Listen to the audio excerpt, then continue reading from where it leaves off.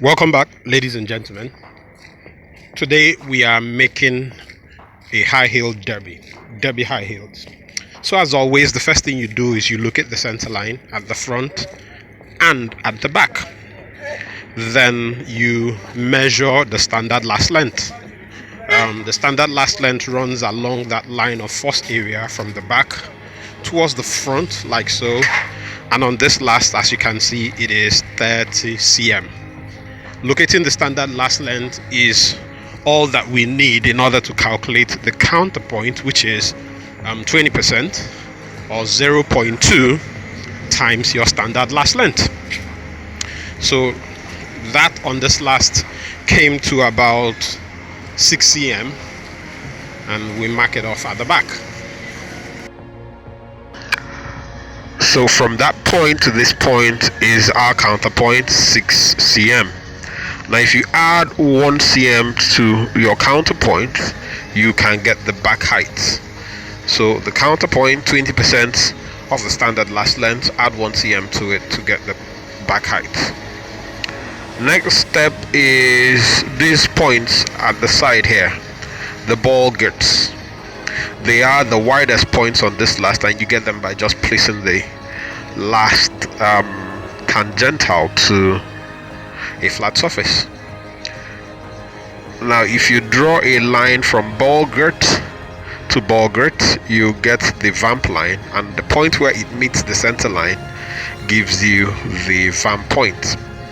So we divide the vamp line on the outside part of the last into 2. On this last it was about 9 cm divided into 2, which is 4.5 cm. We divide that into 2 and then draw a line from the counterpoint to that middle point to get another line called the quarter line. So your quarter line runs from your counterpoint to the midpoint between the vamp line on the outside. So let's measure that quarter line. It's 20 cm on this last, and next thing we're going to do is to divide that quarter line into 4 and then draw a right angle from that quarter position towards the center line. Now this point you have is the point from which you can start calculating your instep. You typically add just enough length to match the instep of your customer if you measure them. If you don't have it, safe bet that I've always found is to add 1.5 cm from that point to get my instep.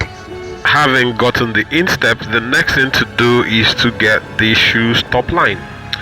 Now how I do that is to divide the quarter line into 2 and then draw a line from the middle point of the quarter line to the instep, and then draw a line from the back height as though I am drawing it to the middle point on the vamp line on the outside. So the point where those two lines meet themselves, as you see, gives me the angle with which I can start curving up my top line. The top line, by the way, is the opening of the shoe where your foot goes into the shoe. So that joint, I just curve that joint as you see, and we would have gotten the top line.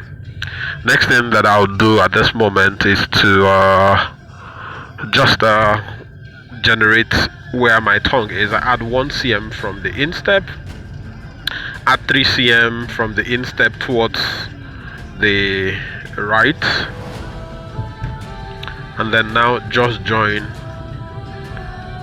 those two places like so to get the tongue of this derby shoe.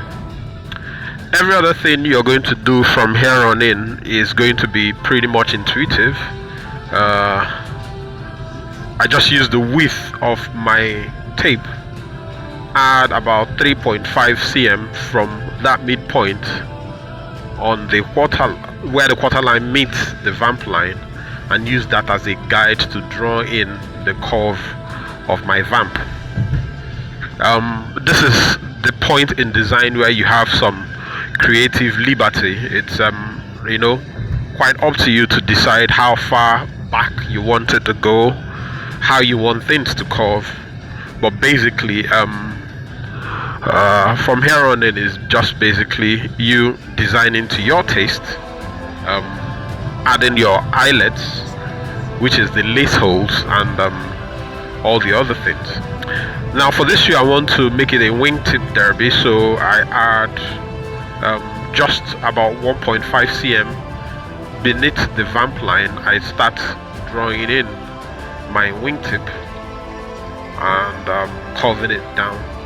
You basically have a lot of creative license here on in. You can, you know, do things. This doesn't structurally alter anything significantly on the technicals of the shoe, but makes for good aesthetics and also factors in the taste of the designer. So I'll just finish off all of my design lines, add curves in places where I need my curves, and you'll see how all of that turned out. So that's basically what I wanted to share with you. Usually when I make these videos, I assume people already have an idea of design and I don't speak much about them. I just wanted to take out the time to illustrate my design process. So that's it, ladies and gentlemen. If you found this helpful, give it a smash that like button, subscribe to the channel, invite your friends to like the channel too.